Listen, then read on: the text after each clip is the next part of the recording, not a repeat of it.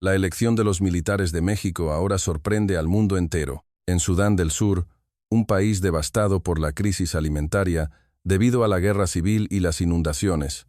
Mientras todas las naciones calculaban sus propios intereses, los soldados mexicanos eligieron la agricultura por encima de las armas. La ONU dijo, es imposible. China y Japón negaron con la cabeza, pero el resultado fue todo lo contrario. La producción de alimentos se multiplicó por 10 en solo un año, de 500 kilogramos a 5 toneladas. Un cambio de mentalidad que transformó la inundación de un desastre a una condición.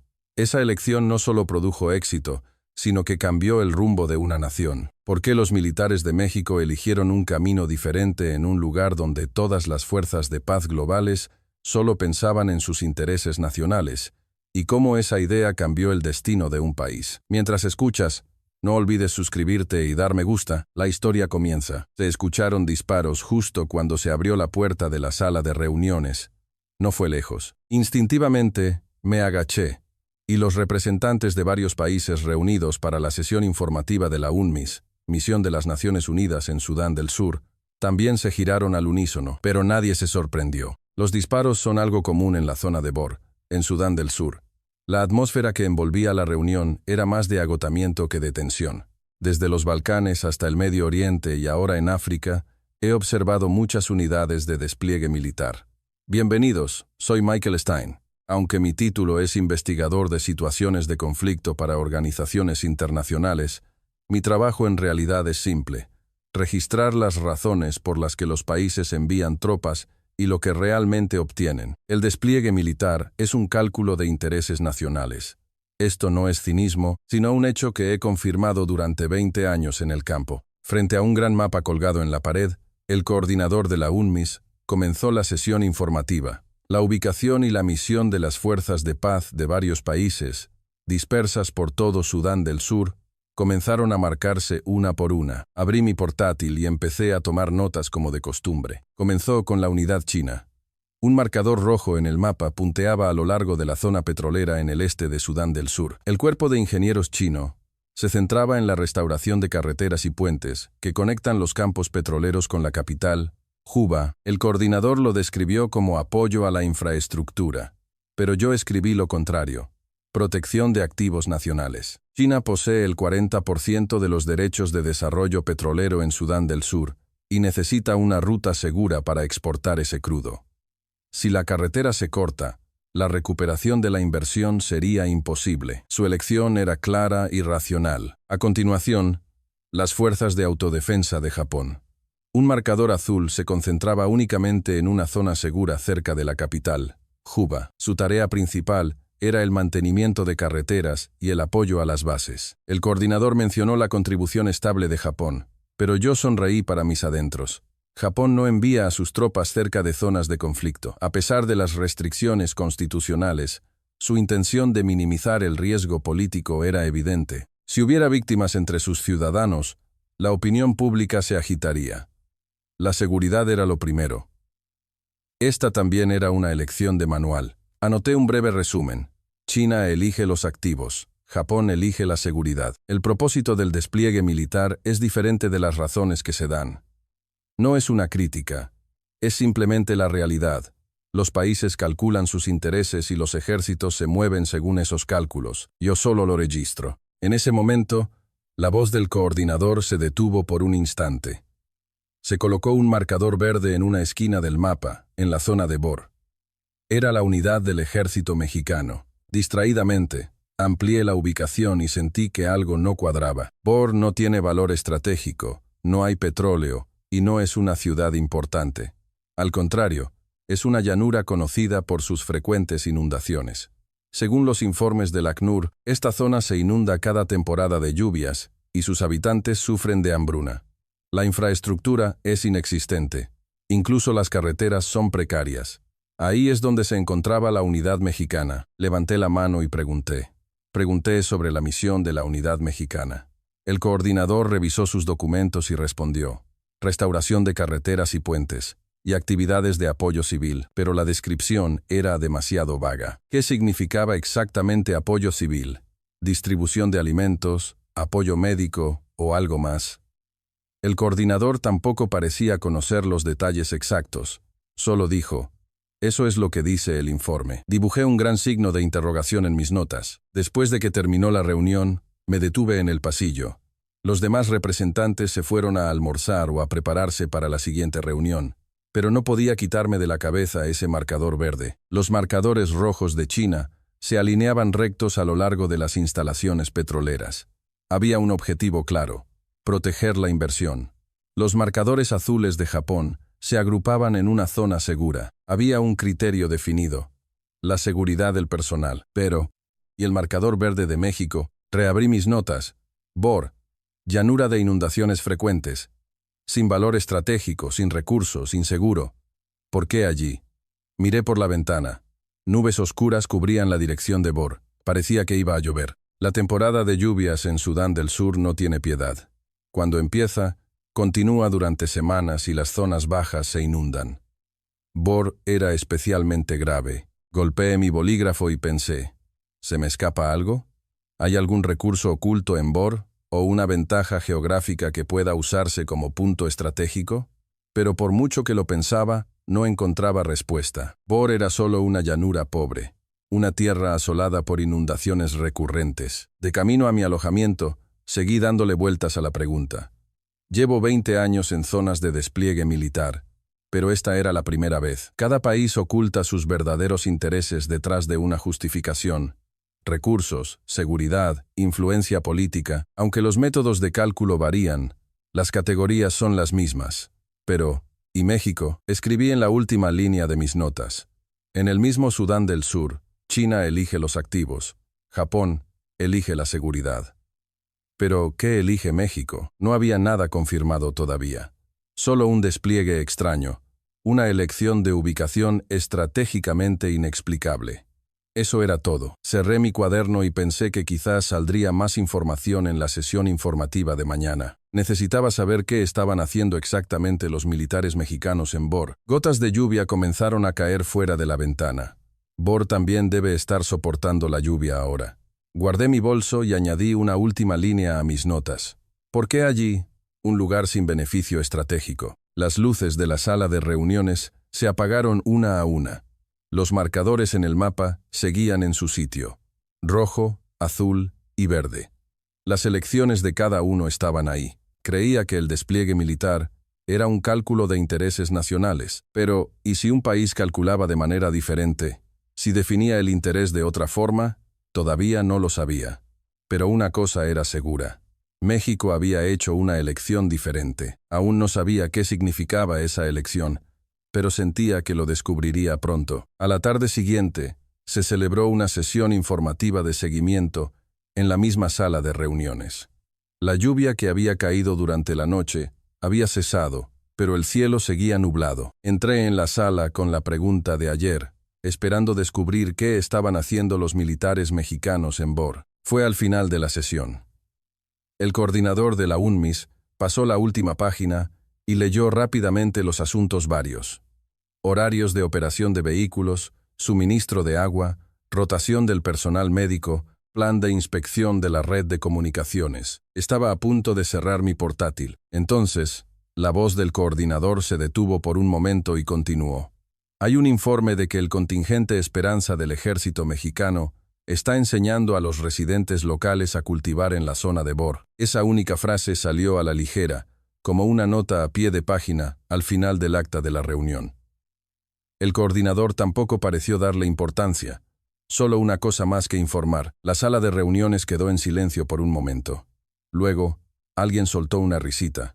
Era el representante francés. Le susurró algo a su vecino, y el representante británico, que lo escuchó, se encogió de hombros. El representante alemán ladeó la cabeza.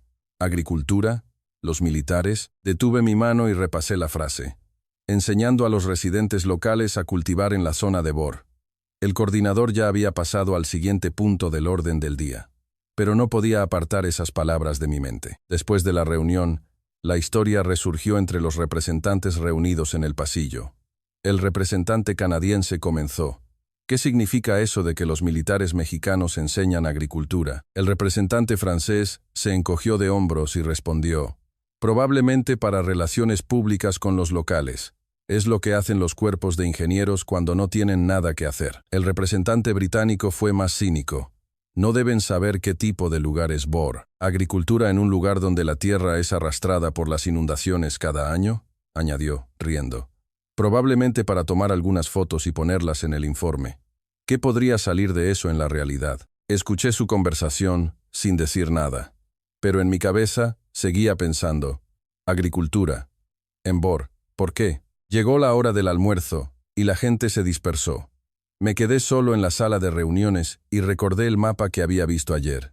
El marcador rojo de China a lo largo de las instalaciones petroleras, el marcador azul de Japón en la zona segura cerca de Jubá y el marcador verde de México, solo, en medio de la llanura de Bor. Abrí mis notas. Escribí la fecha en la parte superior de la tercera página y anoté la única frase que había escuchado hoy.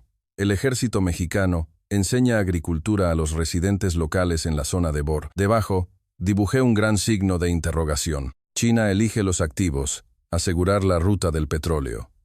Claro. Japón elige la seguridad, minimizar las bajas. Comprensible. Pero México. Agricultura. Bor era un lugar sin valor estratégico. Sin petróleo, sin ser una ciudad principal, sin ser un centro de transporte. Al contrario, era famoso por sus inundaciones. Enseñar agricultura en un lugar así, golpeé mi bolígrafo y pensé, ¿se me escapa algo? ¿Hay algún recurso oculto en Bor o una ventaja geográfica? Pero no importaba cómo lo pensara. No surgía ninguna respuesta. Bor era solo una llanura pobre, una tierra asolada por inundaciones. Miré por la ventana, las nubes oscuras se espesaban. Parecía que volvería a llover. La temporada de lluvias en Sudán del Sur no tiene piedad.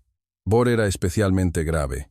Agricultura en un lugar así, anoté algunos puntos más en mi cuaderno. Puntos a confirmar. ¿Están realmente los militares mexicanos enseñando agricultura? Si es así, ¿qué tipo de agricultura? ¿Por qué Bor? ¿Cuál es la conexión con las operaciones militares? Se oyeron risas desde el pasillo. Alguien todavía estaba hablando de la historia. Militares enseñando a cultivar. Qué gracioso, pero yo no podía reír. Durante 20 años he observado los despliegues militares de varios países. Cada país oculta sus verdaderos intereses detrás de una justificación. Recursos, seguridad, influencia política. Aunque los métodos de cálculo varían, las categorías son las mismas. Pero, ¿y México? Escribí en la última línea de mis notas. En el mismo Sudán del Sur, China elige los activos, Japón elige la seguridad. Pero, ¿por qué México elige la agricultura? No había nada confirmado. Solo una frase pronunciada por el coordinador. Hay un informe. Eso era todo. Sin palabras de éxito, sin palabras de fracaso. Solo que se estaba haciendo. Dejé mi bolígrafo y miré por la ventana en dirección a Bor. ¿Qué estaría pasando allí ahora? ¿Estarían los soldados realmente sosteniendo asadas, cavando la tierra, plantando semillas junto a los locales? No podía imaginarlo. Los soldados que yo había visto no eran así. Los soldados construyen carreteras, construyen puentes, vigilan y patrullan. Nunca había visto a un soldado enseñar agricultura. La puerta de la sala de reuniones se abrió y entró alguien, el personal de limpieza. Cerré mi cuaderno y me levanté. Cuando salí al pasillo, las gotas de lluvia comenzaron a golpear la ventana. La temporada de lluvias estaba comenzando. De camino a mi alojamiento, seguí pensando, ¿por qué la agricultura? ¿Qué significa en términos militares? ¿O es un gesto político, con fines promocionales? Pero ninguna explicación era satisfactoria. Si fuera para promoción, no era necesario elegir Bor.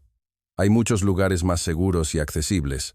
Si fuera una señal política, surgiría un proyecto más visible. Saqué mi cuaderno de nuevo. Dibujé otro signo de interrogación, y al lado, escribí en letra pequeña.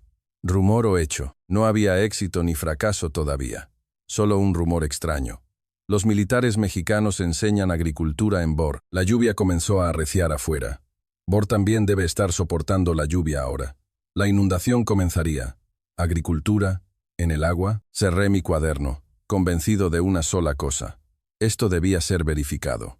No podía dejar que terminara como un rumor, porque si era cierto, significaba que había algo que la lógica de los despliegues militares que había presenciado durante 20 años no podía explicar. Y si era falso, Necesitaba saber por qué se había extendido tal rumor. En cualquier caso, la respuesta estaba en Bor. Escribí una última frase al final de mis notas. Solo existe una elección diferente. Aún no sé qué significa. La lluvia cayó toda la noche. 3 días después, me subí a un vehículo de la UNMIS hacia Bor. Después de la sesión informativa, me tomó 2 días prepararme y otro día obtener el permiso de salida. En Sudán del Sur, todo lleva más tiempo de lo esperado. Tan pronto como el coche dejó Juba, el camino pavimentado terminó. Comenzó un camino de tierra, y después de unos 30 minutos de conducción, el coche quedó atrapado en el barro. Las ruedas giraban, salpicando lodo por todas partes. El conductor pisó el acelerador, pero el coche solo se hundió más. Suspiré mirando por la ventana. Bor todavía estaba a 10 kilómetros de distancia. Este era el lugar que estaba tratando de visitar. Una tierra sin carreteras adecuadas. Habían pasado 2 días desde que dejó de llover, pero el camino a Bor todavía estaba lleno de charcos. Tenía el apoyo de un vehículo de la UNMIS, pero era inútil en este camino. Me bajé del coche y me puse mis botas de goma. Tuve que empujar el coche junto con el conductor. Después de perder 30 minutos, finalmente logramos sacar el coche. Limpié mis pantalones llenos de lodo y volví a subir. El conductor sujetaba el volante sin decir nada, como si esto fuera algo normal. Fuera de la ventana del coche, la llanura se extendía sin fin. Desde la distancia, parecía un pastizal pacífico, hierba exuberante y un cielo vasto. Pero a medida que nos acercábamos, esa impresión se desvanecía. En lugares inundados, la basura estaba atrapada en los árboles y las raíces podridas quedaban expuestas en el barro. El pueblo de Bor comenzó a aparecer. Era más bien un conjunto de unas pocas casas de tablones. Los techos estaban cubiertos con láminas de estaño o lona, y las paredes estaban construidas toscamente con barro y trozos de madera. Los niños estaban recogiendo algo de los charcos de agua fangosa. Cuando me acerqué, vi que eran pequeños peces del tamaño de un dedo. El coche se detuvo a la entrada del pueblo. Recogí mi bolso y me bajé. La gente comenzó a reunirse. Los visitantes extranjeros eran raros. Los niños me miraban con ojos curiosos y los adultos parecían cautelosos. Los saludé en un suajili simple. Algunos asintieron, pero la mayoría solo miraba. Saqué mi cuaderno y pregunté dónde estaba el contingente Esperanza del ejército mexicano. Un anciano señaló al otro lado del pueblo con la mano. Mientras caminaba en esa dirección, observé los alrededores. La tierra que parecía ser agrícola estaba toda inundada o embarrada. Algunos lugares solo tenían maleza y otros eran completamente baldíos. No había tierra que pareciera apta para la agricultura. Las tiendas del contingente Esperanza aparecieron. La bandera de México, con su águila y serpiente, ondeaba al viento junto a la bandera de la ONU. Al lado de las tiendas había algunos camiones y equipo. Varios soldados estaban transportando algo, sudando. Me acerqué a una tienda. Un soldado me vio y me saludó militarmente. Le mostré mi identificación y me presenté como Michael Stein, investigador de situación de la UNMIS. El soldado entró en la tienda y me dijo que esperara un momento. Mientras miraba a mi alrededor, un hombre se acercó a mí. Era alto y delgado, con profundas arrugas en el rostro. Preguntó en inglés quién era. Me presenté de nuevo. Vengo de la UNMIS para investigar la situación en esta zona. El hombre se cruzó de brazos y me miró de arriba a abajo. Luego sonrió con cinismo. Se presentó como Daniel Aroch, representante de los agricultores de este pueblo, pero había un tono sarcástico en su voz cuando dijo la palabra agricultores. Abrí mi cuaderno y pregunté, ¿es posible la agricultura aquí?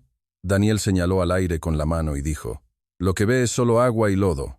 ¿No es así? Continuó, hace 20 años, aquí crecía el maíz, pero las inundaciones empeoran cada año, y ahora no se puede cultivar nada. Las semillas son arrastradas por el agua, y aunque broten, la siguiente lluvia las ahoga. Pregunté, ¿entonces qué come la gente? Daniel señaló hacia el pueblo con la barbilla. Harina de maíz que nos da la ONU. Sobrevivimos con eso, que se distribuye una vez al mes, pero tampoco es suficiente, y los niños siempre tienen hambre. Escribí en mi cuaderno mientras preguntaba, he oído que los militares mexicanos están enseñando agricultura. ¿Es eso cierto? La expresión de Daniel se agrió aún más. Respondió burlonamente. Los extranjeros siempre dicen que esta es una tierra de oportunidades, que como hay mucha lluvia, no hay problema de agua, y como la tierra es vasta, el potencial es grande. Pero para nosotros es una tumba. No es mucha agua, Es una inundación que lo devora todo. No es tierra basta. Es que no hay tierra que se pueda usar. Me miró directamente y preguntó, «Usted también tomará algunas fotos y se irá, ¿verdad? Es obvio lo que escribirá en su informe. Esta zona necesita ayuda. La comunidad internacional debe preocuparse.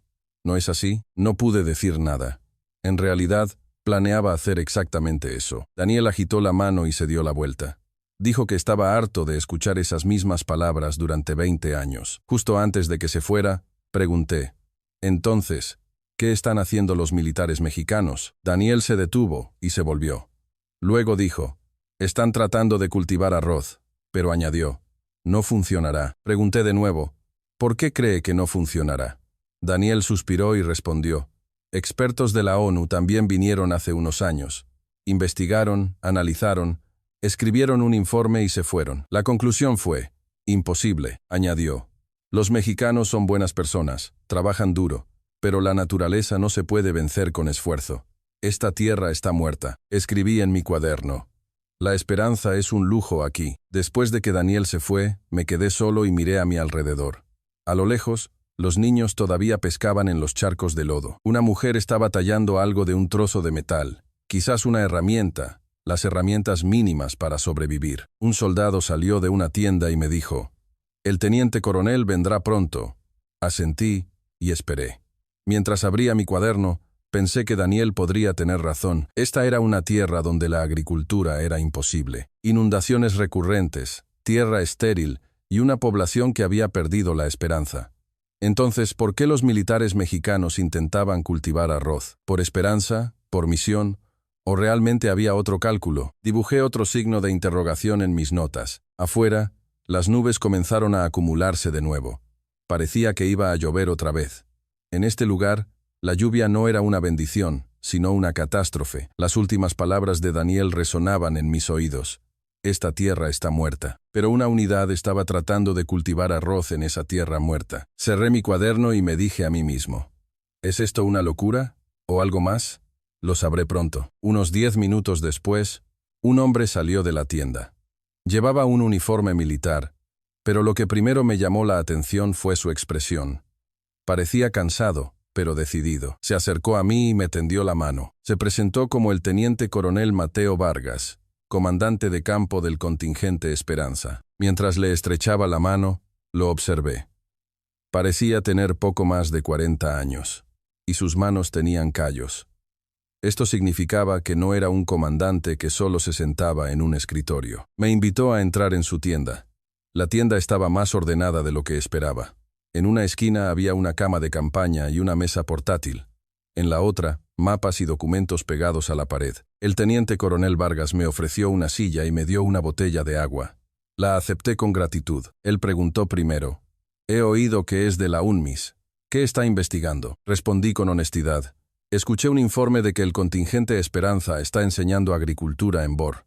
Vine a confirmar si eso es cierto». El teniente coronel Vargas asintió. «Es cierto.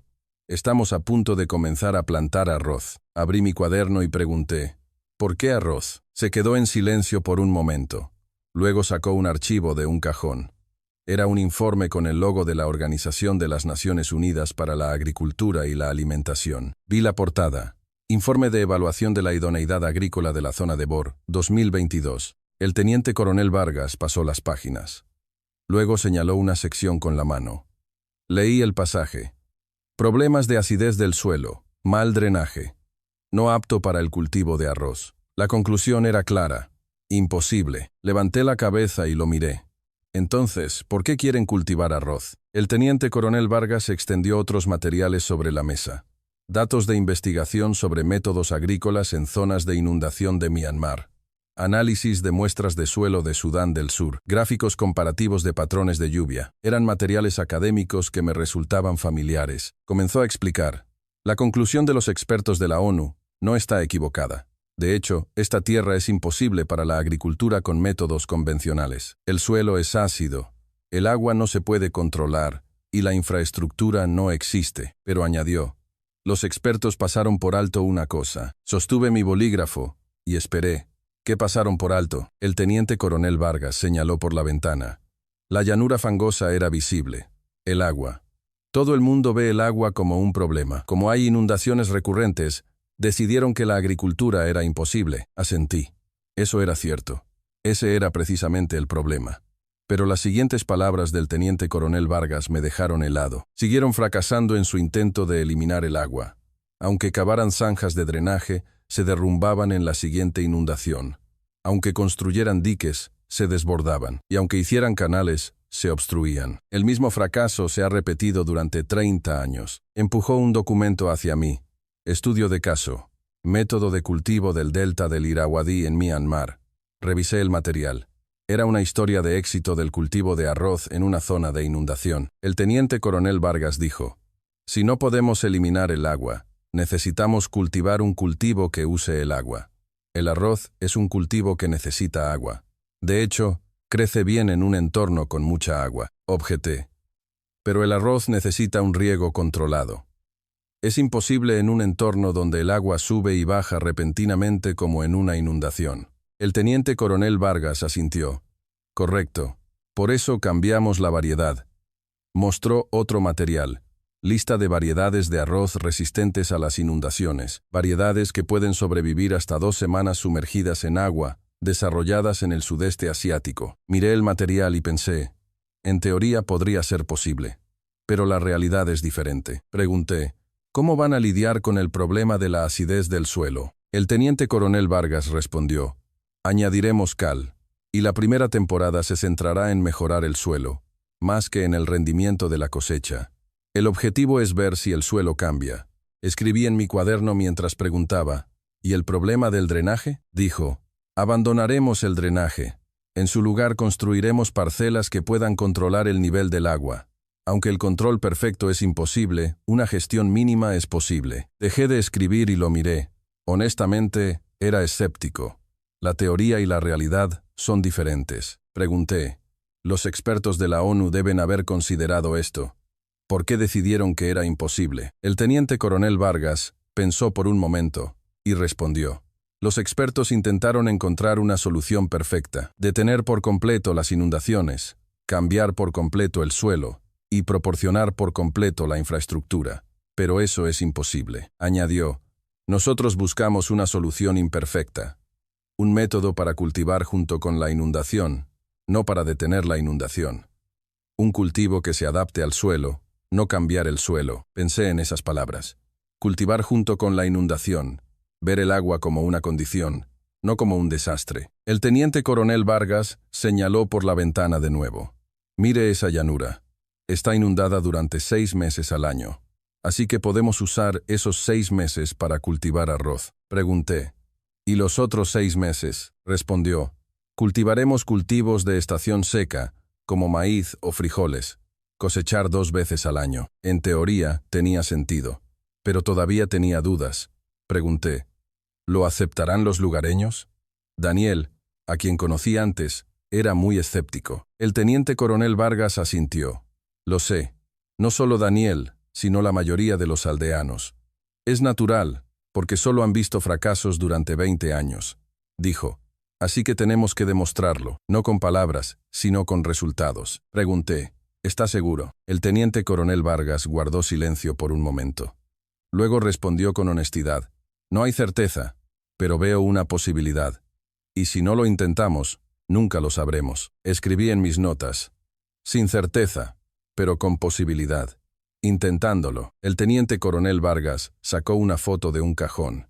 La foto fue tomada en Myanmar. El arroz crecía en un campo medio sumergido en agua. Dijo, Myanmar también es una zona de inundación, pero aquí se ha cultivado arroz durante miles de años. Objeté. Myanmar y Sudán del Sur son diferentes. Clima diferente, suelo diferente, y lo más importante, tradiciones agrícolas diferentes. El teniente, esa es la lógica de la naturaleza. Dejé mi bolígrafo y lo miré. Este hombre estaba apostando. Un experimento agrícola usando al ejército. Las posibilidades de éxito eran desconocidas. Si fracasaba, sería un desperdicio de recursos, y si tenía éxito, no era seguro que pudiera mantenerse. Pero al mismo tiempo, tuve que admitir que esto era, al menos, una pregunta diferente.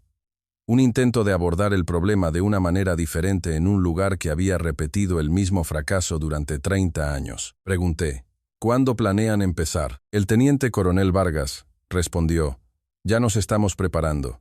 Las semillas han sido adquiridas, el diseño de las parcelas está completo, y las conversaciones con algunos aldeanos han comenzado. Escribí una última pregunta en mis notas. ¿Y si fracasa? El teniente coronel Vargas pensó por un momento y respondió, entonces buscaremos otro método. No rendirnos, sino aprender. Un soldado llamó desde fuera de la tienda. Teniente coronel, los aldeanos han llegado. El teniente coronel Vargas se levantó. Yo también me levanté. Cuando salimos había varios aldeanos, incluido Daniel. Daniel todavía parecía escéptico, pero el hecho de que hubiera venido significaba que al menos estaba interesado. El teniente coronel Vargas se acercó a ellos. Observé desde la distancia. Lo vi explicar algo, pero la expresión de Daniel no cambió. Cerré mi cuaderno y pensé, ver la inundación no como un desastre, sino como una condición. Si no se puede eliminar el agua, usar el agua. Un cambio de mentalidad, pero el pensamiento por sí solo no cultivará arroz. La realidad daría la respuesta. Recogí mi bolso y miré al teniente coronel Vargas por última vez. Todavía estaba hablando con los aldeanos. En la última línea de mis notas escribí, porque hay inundación, entonces arroz. Posible en teoría, realidad desconocida. Las nubes comenzaron a acumularse en el cielo de nuevo. Parecía que iba a llover. Ese día, regresé a Juba. La conversación con el teniente coronel Vargas fue interesante, pero todavía no había resultados reales. La teoría y la realidad son diferentes. Ordené mis notas y pensé, necesito volver en unas pocas semanas. Pasó una semana mientras escribía informes sobre otras áreas en Juba. El teniente coronel Vargas me contactó. Dijo que la preparación de las semillas estaba completa y que debería ir a verlo. Regresé por ese camino embarrado, mitad curioso, mitad escéptico. Cuando llegué a Bor, la situación frente a las tiendas del contingente Esperanza era un caos. Los soldados corrían de un lado a otro y alguien gritaba. Me bajé del coche y me acerqué. Pregunté, ¿qué pasa? Un soldado respondió, las semillas de arroz tienen un problema, no están germinando. Caminé hacia el almacén. Cuando se abrió la puerta, una ola de calor salió, un aire caliente y húmedo. El teniente coronel Vargas estaba dentro, sudando, revolviendo los sacos de semillas. Cuando se abrían los sacos, las semillas seguían igual. Deberían haber brotado, pero no había cambios. El coronel se secó el sudor de la frente y dijo, la temperatura es el problema.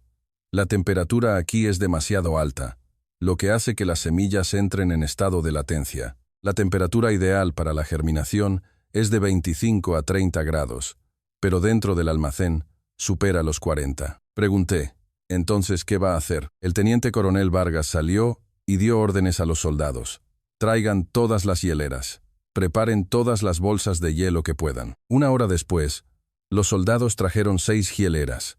Eran las que usaban en la base. El coronel dividió cuidadosamente las semillas en las hieleras, y se colocaron bolsas de hielo entre las semillas. Observé desde un lado y pensé, soldados guardando semillas en hieleras. ¿Es esto lo que se supone que debe hacer una fuerza de paz? Pero la expresión de los soldados era seria. Nadie se reía. Llegó la noche. El teniente coronel Vargas organizó turnos de guardia nocturna. Tenían que comprobar la temperatura de las hieleras y cambiar las bolsas de hielo cada 2 horas. Intenté dormir en una tienda, pero escuché el sonido de los soldados moviéndose toda la noche. A la mañana siguiente, comenzaron a aparecer cambios en las semillas. Pequeños brotes habían salido. El teniente coronel Vargas sonrió por primera vez. Los soldados también suspiraron aliviados. Esa tarde comenzaron los preparativos reales. Un tractor salió a la llanura. Era el trabajo de marcar el mapa para construir los arrozales y nivelar el terreno. Lo seguí y observé. Cuando el tractor se movió unos 10 metros, se detuvo. Las ruedas quedaron atrapadas en el barro. El conductor encendió el motor, pero el tractor no se movió. De hecho, se hundió más. El teniente coronel Vargas suspiró. Luego dijo a los soldados, hagámoslo a mano. Los soldados dudaron un momento, luego asintieron. Se pusieron botas de goma y entraron en el barro. Comenzaron a cavar la tierra con azadas. Observé desde lejos, unos 20 soldados, alineados, nivelando la tierra. Después de aproximadamente 1 hora, comenzaron a aparecer los aldeanos. Al principio, Solo unos pocos vinieron a mirar, pero a medida que pasaba el tiempo, el número de personas aumentó. Daniel también estaba allí. El teniente coronel Vargas se acercó a Daniel. Le preguntó si quería unirse. Daniel se cruzó de brazos y negó con la cabeza. Dijo, «No funcionará. Solo es una pérdida de tiempo». Pero un joven del pueblo entró en el barro. Se paró al lado de un soldado y tomó una asada. Luego, otros jóvenes se unieron. Daniel frunció el ceño, pero no los detuvo. Al atardecer, se había completado una pequeña parcela. Un arrozal de unos 20 m de ancho por 20 m de largo. Los soldados y los jóvenes, cubiertos de lodo, trajeron agua. Sacaron agua de un canal cercano. Al día siguiente, comenzó la siembra del arroz. El teniente coronel Vargas dio el ejemplo primero. Se agachó y entró en el arrozal lleno de agua. Plantó con cuidado las jóvenes plántulas que habían brotado de las semillas. Los soldados lo siguieron. Al principio, eran torpes. Plantaban las plántulas demasiado profundas o a la distancia equivocada. El coronel los corregía uno por uno. Los jóvenes que vinieron ayer volvieron. Esta vez, 5 de ellos. Observé la escena desde lejos.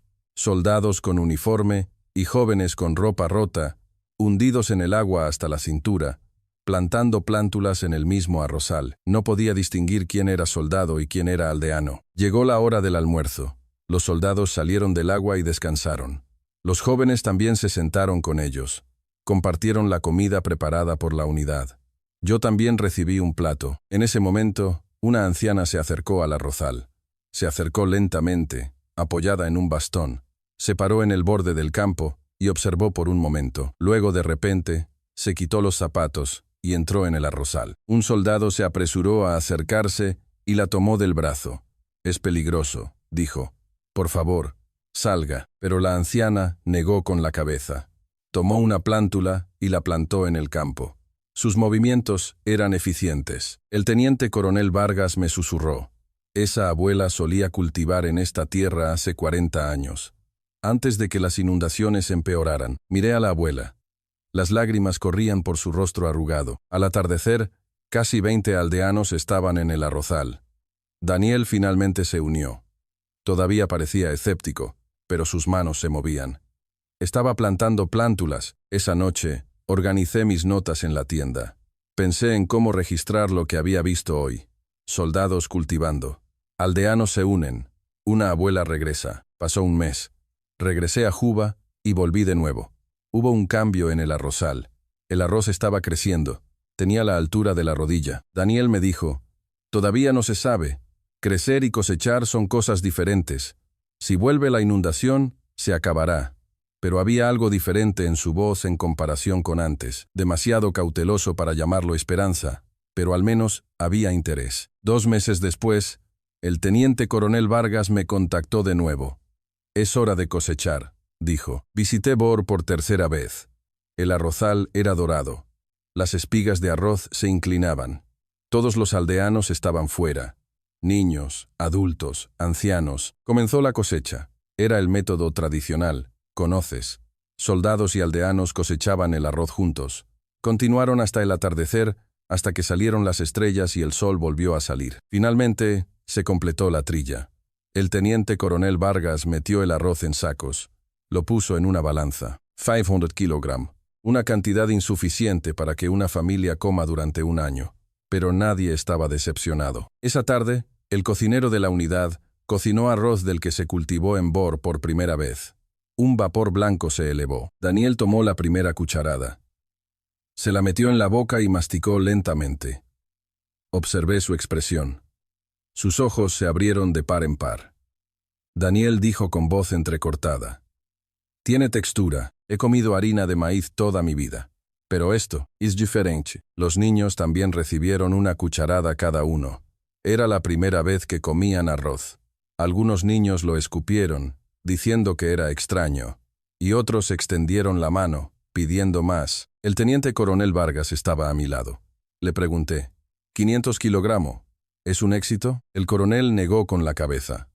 «Es un fracaso en términos de rendimiento», dijo. Pero añadió, «Lo que plantamos no fue arroz». Ladeé la cabeza. «Entonces, ¿qué plantaron?» El coronel señaló a los aldeanos. «La prueba de que se puede hacer. El arroz crece y sale de una tierra que se decía que era imposible. Eso es lo que necesitaban. Escribí en mis notas. Primera cosecha. 500 kilogramos. Fracaso en cifras, pero la prueba está completa. Daniel se acercó. Dudó. Luego preguntó. ¿Podemos hacerlo de nuevo el año que viene? El teniente coronel Vargas asintió. Por supuesto. Daniel dijo. Entonces yo también quiero aprender. Quiero aprender bien, para poder hacerlo yo mismo. Registré ese momento en mis notas. La participación de los aldeanos comienza. El deseo de autosuficiencia se confirma. Las estrellas brillaban intensamente en el cielo nocturno. En el arrozal, la gente todavía estaba reunida, comiendo arroz. Subí al coche y pensé, 500 kilogramos. Una cifra pequeña. Pero para esta gente, fue la primera esperanza en 20 años. El motor se encendió. Miré por la ventana. El teniente coronel Vargas me saludaba. Escribí en la última línea de mis notas. Primer intento, primera verificación. Viabilidad probada. El coche se puso en marcha. Cuando miré hacia atrás, el arrozal se hacía más pequeño. Pero sabía que ese pequeño campo era solo el comienzo. Un mes después, el teniente coronel Vargas me contactó de nuevo. Esta vez, su tono era diferente. Había emoción. Los aldeanos han comenzado a moverse. Quieren construir un arrozal más grande. Inmediatamente reservé un vehículo para Bor. Cuando llegué, el paisaje había cambiado. La primera vez que vine, solo estaban las tiendas del contingente Esperanza y los soldados. Pero ahora, los aldeanos estaban esparcidos por toda la llanura. Medían la tierra, marcaban, discutían. Daniel me vio y se acercó. Su expresión era diferente a la de antes. Todavía cauteloso, pero el cinismo había desaparecido.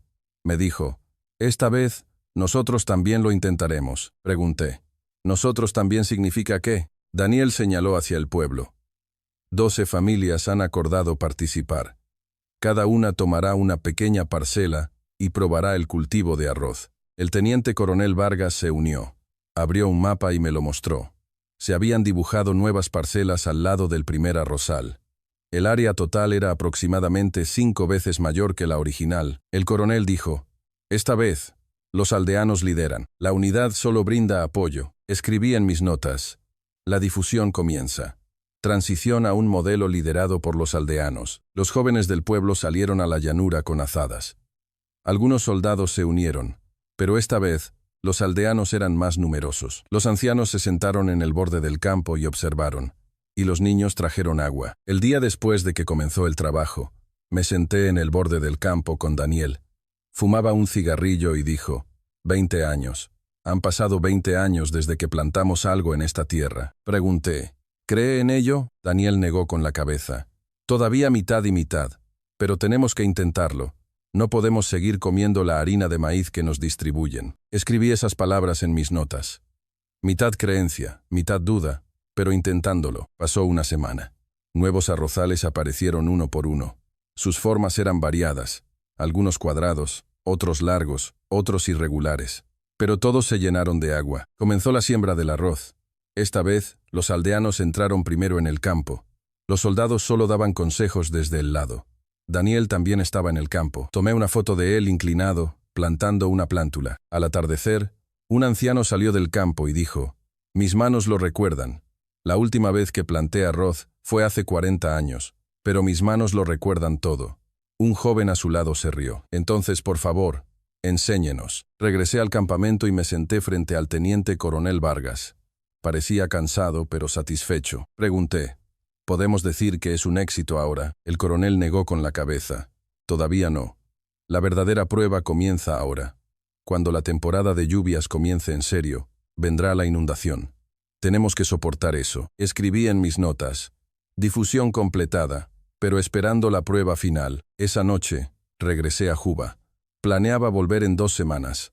Para entonces, el arroz debería haber crecido un poco, pero al 10º día, el teniente coronel Vargas me contactó con urgencia. Se oía el sonido de la lluvia en el teléfono. La voz del coronel era tensa. Ha estado lloviendo durante 3 días. El nivel del agua está subiendo bruscamente. Inmediatamente reservé un coche, pero la respuesta que recibí fue que las condiciones de la carretera eran malas. El camino a Bor estaba inundado. Pedí una ruta alternativa y me dijeron que tardaría 6 horas. Partí al amanecer del día siguiente. El coche se movía lentamente a través del lodo. Fuera de la ventana la lluvia caía a cántaros. La llanura era un mar de agua. Cuando llegué a Bor, el pueblo era un caos. La gente llevaba sus pertenencias y se trasladaba a terrenos más altos. Los niños lloraban, las mujeres gritaban y los hombres corrían de un lado a otro. Corrí hacia el arrozal y me detuve. El arrozal no estaba. Quiero decir, el arrozal estaba allí, pero estaba completamente sumergido. El arroz no era visible. Estaba en algún lugar bajo la superficie del agua. Los bordes del campo también se habían derrumbado. El agua se desbordaba y los límites habían desaparecido. Daniel estaba sentado en el borde del campo. Por su rostro corría agua, ya fuera lluvia o lágrimas. Me paré a su lado. No pude decir nada. Daniel murmuró. Justo cuando empezaba a creer. Justo cuando empezaba a creer. Y pasa esto. Su voz temblaba. Otros aldeanos se reunieron uno por uno. Todos parecían devastados. Una mujer comenzó a llorar. Un hombre solo miraba el agua. Un anciano negó con la cabeza y se dio la vuelta. Vi sus expresiones. Era desesperación. El rostro de personas que habían tenido esperanza y luego se la habían arrebatado de nuevo. Si nunca hubieran esperado nada desde el principio, no dolería tanto. Un joven gritó. Ya lo dije. Dije que no lo hiciéramos. Dije que no funcionaría. Daniel se levantó de un salto. Se acercó al joven y lo tomó por los hombros. Cállate, dijo. Esto aún no ha terminado. Pero no había convicción en su voz. Miré hacia el contingente Esperanza. Las luces del campamento estaban encendidas. Los soldados estaban haciendo algo. Caminé hacia allí. Dentro de la tienda, el teniente coronel Vargas estaba extendiendo un plan de acción empapado. Datos de medición del nivel del agua, gráficos de lluvia, mapas topográficos, documentos esparcidos sobre la mesa. Pregunté, ¿se acabó? El coronel levantó la cabeza y me miró. Luego respondió. No, objeté, pero los arrozales están todos sumergidos. El arroz está bajo el agua y los bordes se han derrumbado. El coronel asintió. Correcto, pero este no es el final. Señaló el plan de acción. Mostró un gráfico del cambio del nivel del agua. La lluvia se detendrá mañana. Luego, el agua retrocederá en 3 días. El problema es si el arroz puede sobrevivir hasta entonces. Pregunté. ¿Puede sobrevivir? El coronel respondió. No lo sé, pero la variedad resistente a las inundaciones puede sobrevivir hasta 2 semanas. Llevamos sumergidos 4 días, así que todavía hay tiempo. Miré por la ventana. Daniel y los aldeanos todavía estaban de pie en el borde del campo.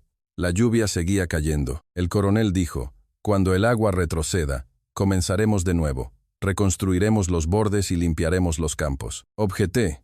¿Los seguirán los aldeanos? El coronel guardó silencio. Llegó la noche. Intenté dormir en la tienda, pero no pude. El sonido de la lluvia era demasiado fuerte y oía a gente moviéndose afuera. Salí al amanecer. La lluvia seguía cayendo. Caminé hacia el arrozal. Alguien estaba de pie en la oscuridad. Daniel. Parecía haber estado allí toda la noche. Me paré a su lado. No dije nada. Después de un rato, Daniel dijo, hace 40 años. Pasó así. La inundación vino y se lo llevó todo. Aunque la gente intentó empezar de nuevo, la inundación volvió. Así que se rindieron. Pregunté, ¿se rendirá esta vez también? Daniel no respondió. Solo miraba el agua. Comenzó a amanecer. Una luz tenue iluminó la llanura. El arrozal sumergido era visible. El arroz todavía no se veía. Saqué mi cuaderno, pero no había nada que escribir. Solo anoté la fecha y cerré el cuaderno. Daniel se dio la vuelta. Comenzó a caminar hacia el pueblo. Miré su espalda, sus hombros caídos. Cuando regresé al campamento, el teniente coronel Vargas estaba afuera, mirando al cielo. La lluvia amainaba un poco. El coronel dijo, «Se detendrá hoy». Pregunté, «Entonces, ¿qué va a hacer?» El coronel respondió, «Esperar. Esperar a que el agua retroceda». Escribí en la última línea de mis notas. Entre la esperanza y la desesperación. Finalmente, la lluvia se detuvo. Pero el agua todavía cubría los arrozales. Nadie sabía si el arroz estaba vivo o muerto. El pueblo estaba en silencio. La gente se quedaba en sus casas. Nadie iba a los campos. Le pregunté al teniente coronel Vargas, ¿podemos realmente empezar de nuevo? El coronel miró por la ventana y respondió, «Debemos. Es la única manera». Pero noté que tampoco había convicción en su voz. El sol comenzó a ponerse. El agua comenzó a retroceder, poco a poco. pero los arrozales aún no eran visibles. Pasó un día. El agua comenzó a retroceder. Lentamente, muy lentamente. Cada mañana iba a los campos y comprobaba el nivel del agua. Era un poco más bajo que ayer. Al cuarto día, los bordes de los campos comenzaron a aparecer. Estaban embarrados, pero su forma seguía allí.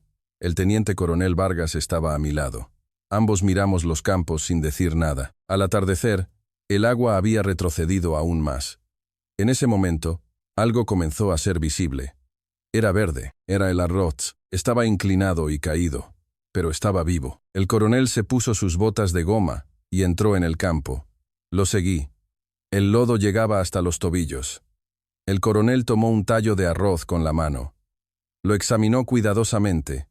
Las raíces estaban vivas, aunque las hojas se habían vuelto amarillas, el tallo era firme. El coronel dijo, sobrevivió.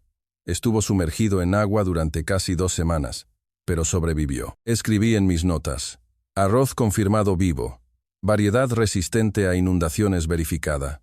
El problema es el siguiente. ¿Volverán los aldeanos? Daniel no había aparecido en 3 días. Tampoco los otros aldeanos. Una sola inundación parecía haberles arrebatado la esperanza de nuevo. El teniente coronel Vargas se dirigió al pueblo. Lo seguí. El pueblo estaba en silencio. La gente estaba en sus casas. El coronel se paró frente a la casa de Daniel. Llamó a la puerta. Después de un momento, Daniel salió, su rostro lleno de agotamiento. El coronel dijo, «El arroz está vivo». Daniel negó con la cabeza. «Aunque esté vivo esta vez, se volverá a inundar la próxima vez». El coronel respondió, «Entonces lo haremos de manera diferente esta vez». Daniel objetó, «¿Qué diferente? La inundación no se puede detener. La naturaleza no se puede vencer». El teniente coronel Vargas silencio. Luego dijo, «Correcto. La naturaleza no se puede vencer.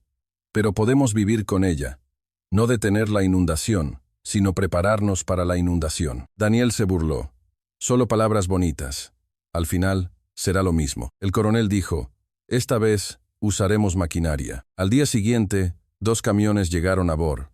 Venían del cuartel general del contingente Esperanza. Se descargó maquinaria de los camiones, una sembradora de arroz, un tractor pequeño, una bomba y herramientas agrícolas que no conocía. El teniente coronel Vargas explicó, «Hay un límite para hacerlo a mano. Es lento e impreciso. Si usamos maquinaria, podemos hacerlo rápido y con precisión». Pregunté, ¿pueden los aldeanos manejar la maquinaria? El coronel respondió, «Les enseñaremos. Ese es el objetivo esta vez». Por la tarde, varios soldados inspeccionaron la maquinaria. Los aldeanos observaban desde lejos. Sus ojos eran curiosos. Los niños comenzaron a acercarse, tocaron el tractor y rodearon la sembradora. Por la tarde, apareció Daniel. Se paró frente a la maquinaria.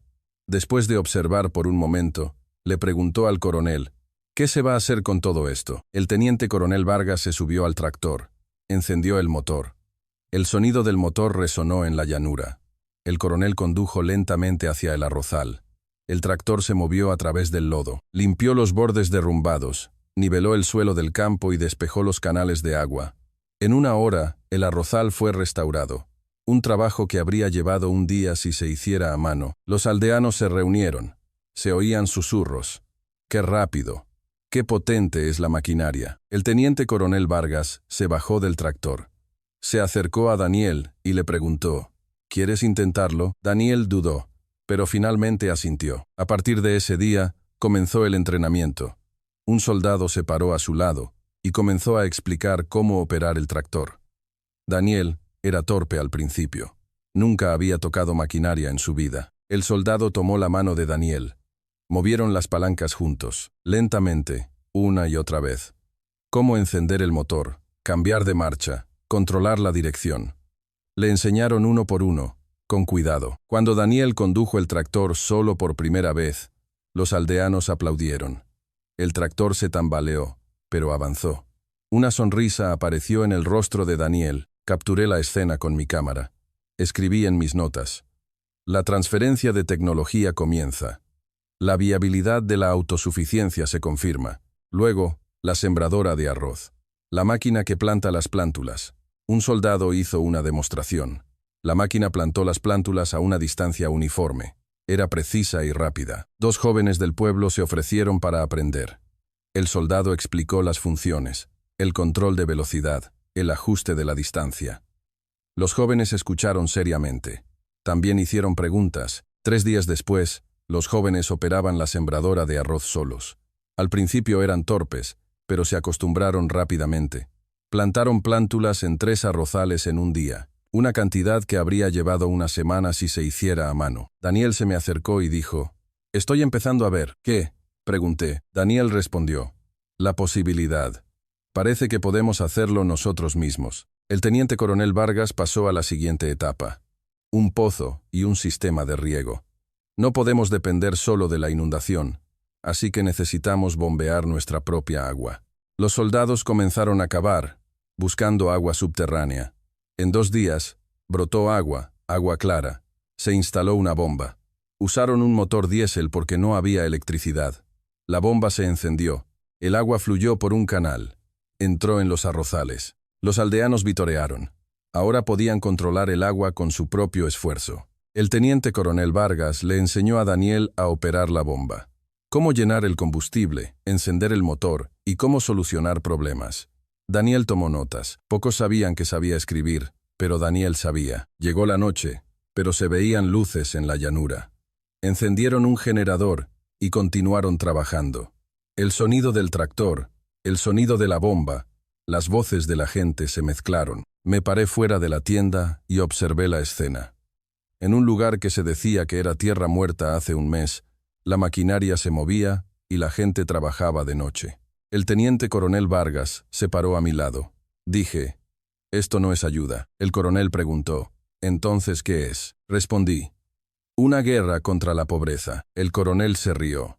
Una expresión acertada. «No estamos derrotando a un enemigo, les estamos enseñando a luchar». A la mañana siguiente, Daniel conducía el tractor solo. Comenzó a limpiar un arrozal. Los soldados solo observaban desde un lado. No dieron consejos. Dejaron que Daniel lo hiciera solo. A la hora del almuerzo, Daniel terminó el campo. Un soldado lo inspeccionó. «Perfecto», dijo. Daniel parecía orgulloso por primera vez. Escribí en mis notas. Autosuficiencia etapa 1, completada. Capaz de operar maquinaria. Comienza el trabajo independiente. Por la tarde, se celebró una reunión del pueblo. Daniel lideró. Les dijo a los aldeanos, «Ahora nosotros también podemos hacerlo. Con la maquinaria podemos hacerlo rápido. Y con el pozo, no tenemos que preocuparnos por el agua». Un anciano preguntó, «¿Qué pasará si los mexicanos se van?». Daniel respondió, «Lo haremos nosotros. Ya hemos aprendido». Pero otro aldeano objetó, «¿Y si la maquinaria se estropea? ¿Y si se acaba el combustible?». Daniel guardó silencio por un momento. En ese momento, el teniente coronel Vargas se adelantó. El coronel explicó, «Les enseñaremos reparaciones básicas. Pediremos apoyo al gobierno para el combustible. Crearemos una ruta para conseguir repuestos en Juba». Los aldeanos asintieron. Siguieron más preguntas. El coronel respondió a cada una. Observé la escena. Esto no era solo enseñar agricultura. Esto era construir un sistema. Llegó la noche de nuevo, pero las luces de la llanura no se apagaron. Los tractores se movían.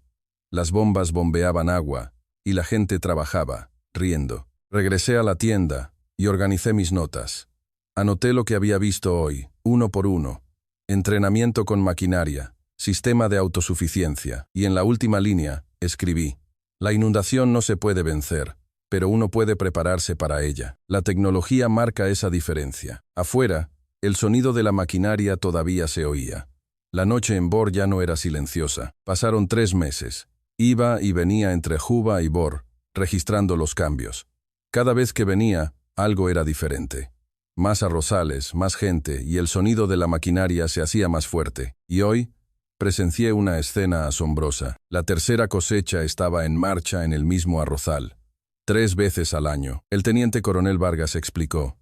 Cultivamos arroz en la temporada de lluvias, maíz en la temporada seca y arroz de nuevo en la corta temporada de lluvias. Hemos completado un sistema de cosecha triple. Miré los campos. En un campo se estaba cosechando arroz, en otro crecía el maíz, y en otro se estaban plantando nuevas plántulas de arroz. 3 cultivos rotando en la misma tierra. Daniel conducía un tractor. Su habilidad era experta. Ahora enseñaba a otros aldeanos a usar la maquinaria. se había convertido en un maestro. La cosecha terminó. Los sacos de arroz comenzaron a apilarse. 2, 5, 10. Y seguían aumentando. Dejé de contar y le pregunté al coronel, ¿cuánto es el total? El teniente coronel Vargas respondió, 5 toneladas, un aumento de 10 veces desde los primeros 500 kilogramos. Anoté esa cifra en mis notas y calculé. Suficiente para que todo el pueblo comiera durante un año. Pero el coronel dijo, la cantidad de la cosecha no es lo importante. Ladeé la cabeza. 5 toneladas no es un gran logro. El coronel negó con la cabeza. La cantidad de la cosecha es solo un resultado. El verdadero logro es otra cosa. Señaló hacia el pueblo. Los aldeanos gestionan los campos ellos mismos. Riega, deshiervan, cosechan y replantan. Los soldados solo dan consejos desde el lado. El coronel dijo, ahora pueden hacerlo solos, incluso si nos vamos, no se detendrá. Ese es el verdadero logro. Escribí en mis notas. Autosuficiencia completada. Sistema sostenible construido. Una semana después, llegaron visitantes inesperados. Un funcionario de nivel ministerial del gobierno central de Sudán del Sur, el ministro de Agricultura. Llegó a Bor con varios asistentes. Observé desde lejos. El ministro no miraba los campos de arroz. Quiero decir, los miraba, pero ese no era su enfoque principal. Examinó los canales de riego, inspeccionó el sistema de bombeo y pidió los planos de diseño de los canales. El teniente coronel Vargas trajo materiales de la tienda. Un mapa de los recursos hídricos de toda la zona de Bor, planes de diseño del sistema de riego, un calendario de planificación de la rotación de cultivos. El ministro examinó los documentos uno por uno. El ministro preguntó, ¿se puede aplicar este sistema en otras áreas? El teniente coronel Vargas respondió, sí.